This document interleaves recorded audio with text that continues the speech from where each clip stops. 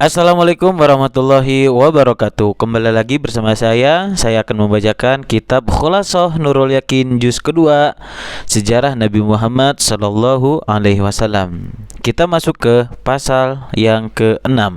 Nabi diutus dengan membawa kebenaran dan keadilan. Poin yang pertama, suatu ketika Rasulullah berdiri dalam perang Badar dengan membawa tongkat. Nabi melihat Sawad bin Ghaziyah keluar dari barisan. Kemudian dipukullah perutnya dengan tongkat tadi sambil berkata, "Lempanglah hai Sawad." Ia berkata, "Tuhan telah menyakiti aku, wahai Rasulullah Shallallahu Alaihi Wasallam." Padahal Nabi diutus membawa kebenaran dan keadilan. Karena itu izinkanlah saya untuk membalas diri Nabi Muhammad Shallallahu Alaihi Wasallam. Rasulullah pun membuka perutnya seraya berkata, "Balaslah wahai Sawad." Tetapi Sawad memeluk sambil mencium perutnya. Lalu Rasulullah Shallallahu Alaihi Wasallam bertanya, "Mengapa engkau berbuat sedemikian itu, wahai Sawad?" Ia menjawab, "Wahai Rasulullah, saya ingin agar akhir hidup saya kulit saya dapat bertemu dengan kulit Tuhan." Setelah itu beliau mendoakan kebaikan kepadanya. Poin yang kedua, bermusyawarahlah Rasulullah dengan beberapa sahabatnya tentang apa yang harus diperbuat terhadap tawanan-tawanan dalam perang Badar. Maka Umar memberi petunjuk agar tawanan-tawanan tersebut dibunuh saja, wahai Rasul.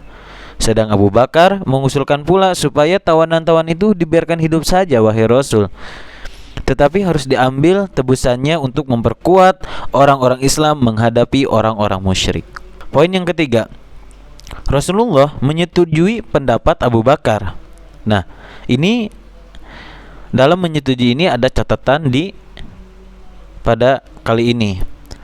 Catatannya, dalam perundingan mengenai hukuman-hukuman tawanan perang, Rasulullah menyetujui pendapat Abu Bakar setelah memuji kedua sahabatnya itu dengan berkata, "Wahai Abu Bakar, sesungguhnya saudara itu sebagaimana Nabi Ibrahim yang berkata di dalam Quran, 'Faman tabi'ani fa innahu minni wa man 'asani fa innaka ghafurur rahim.'"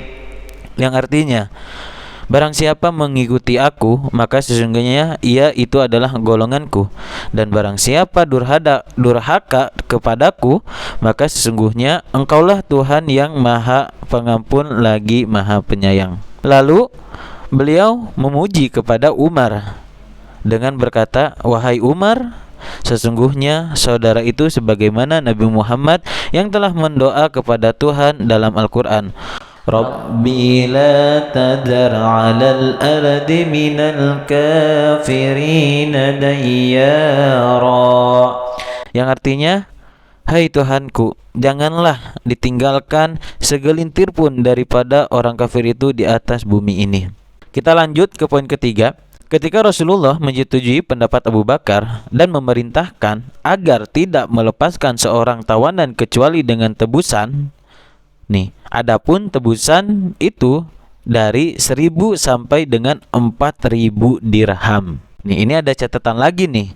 Dan memerintahkan agar tidak melepaskan seseorang tawanan kecuali dengan tebusan. Nah, ini ada catatan. Catatannya, di antara tawanan-tawanan itu terdapat seseorang yang bernama Wahab, anak Umair. Ayahnya yaitu Umair, termasuk di antara orang-orang yang sangat memusuhi Rasulullah. Ketika anaknya itu ditawan, ia mengadakan perjanjian rahasia dengan Sofwan bahwa ia akan pergi ke Madinah lalu akan membunuh Rasulullah Shallallahu Alaihi Wasallam. Ketika ia sampai di Madinah, Umar bin Khattab mengetahui kedatangannya itu lalu dikabarkannya kepada Nabi. Maka Rasulullah mencari dia lalu dihadapkan pada Rasulullah. Ketika Umar mau masuk, maka Rasulullah mencari dia lalu dihadapkan kepada Rasulullah. Ketika Umar mau masuk, ia memberi selamat pagi. Beliau menjawab kepadanya, "Allah sudah memberi kehormatan pada kita yang lebih baik daripada cara Tuhan menghormati itu, yaitu salam, Assalamualaikum warahmatullahi wabarakatuh." Setelah itu beliau menanyakan maksud kedatangannya itu. Ia menjawab, "Saya datang kemari tiada lain hanya akan mengurus anak saya." Rasulullah menjawab pula, bukan itu maksudmu. Bahkan saudara telah mengadakan perjanjian rahasia dengan Safwan tentang ini dan itu. Dengan jawaban Rasulullah yang tepat itu, lalu masuk Islamlah ia seraya berkata, kami pernah mendustakan Tuhan dengan agama yang Tuhan bawa ini. Tetapi perkataan itu tiada seorang pun yang mengetahuinya kecuali saya dan Safwan belaka. Setelah ia masuk Islam, Rasulullah berkata kepada sahabat-sahabatnya, ajarilah saudaramu ini, bacakanlah Quran kepadanya, dan lepaskanlah tawanannya, yaitu anaknya. Sesudah orang Islam kembali ke Madinah, terjadilah perselisihan antara mereka, masing-masing tentang pembagian harta rampasan, hingga Allah menurunkan ayatnya yang memutuskan perselisihan dan percekcokan itu dalam permulaan surat Al-Anfal yang berbunyi, يسألونك عن الأنفال قل الأنفال لله والرسول فاتقوا الله وأصلحوا ذات بينكم وأطيعوا الله ورسوله إن كنتم مؤمنين, yang artinya mereka itu akan menanyakan kepadamu, wahai Muhammad, tentang harta rampasan. Katakanlah, barang rampasan itu buat Allah dan Rasulnya. Maka takutlah kepada Allah dan damaikanlah di antara kamu. Tunduk dan patutlah pada Allah dan Rasulnya jika kamu orang yang betul-betul beriman.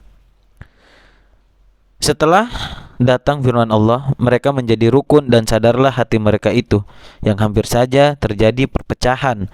Mereka lalu menyerahkan urusan harta rampasan itu kepada Rasulullah, yang kemudian oleh beliau dibagi-bagi menurut hukum yang ada di Al-Quran. Poin yang keempat, adapun bagi tawanan yang miskin tetapi dapat membaca dan menulis, oleh Rasulullah disuruh mengajar 10 anak orang Islam di Madinah. Demikian itu juga adalah sebagai tebusannya. Nah, itu ringkasan dari pasal ke-6 Kitab Khulasah Nurul Yakin Sejarah Nabi Muhammad SAW juz kedua. Semoga bermanfaat. Terima kasih. Wallahul muwaffiq ila aqwamit thoriq. Wassalamualaikum warahmatullahi wabarakatuh.